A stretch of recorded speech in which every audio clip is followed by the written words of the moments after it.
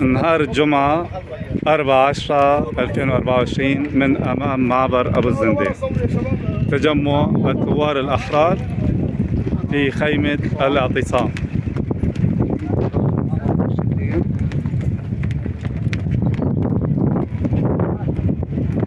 شاهد معكم هاي الوقفة.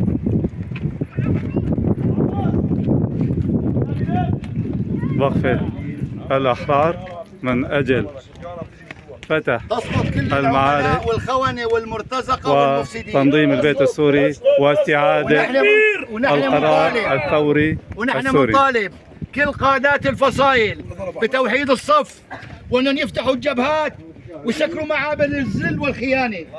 نحن بنطالب كل الأحرار وكل الشرفاء الموجودين بالعالم واللي موجودين بالمحرر قصة هذه الثورة العظيمة، وكل قائد فصيل اليوم ما بيطلع يطالب بفتح الجبهات هو عميل وخاين للنظام. الله أكبر. هاي ظروف وبدي اقول للحكومة المؤقتة وبدي اقول للائتلاف ورقتكم هرت، ورقتكم هرت، عليكم بتقديم الاستقالة.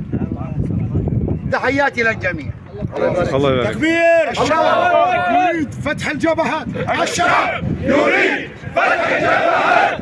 الشعب يريد فتح الجبهات. الشعب يريد فتح الجبهات. الشعب يريد فتح الجبهات.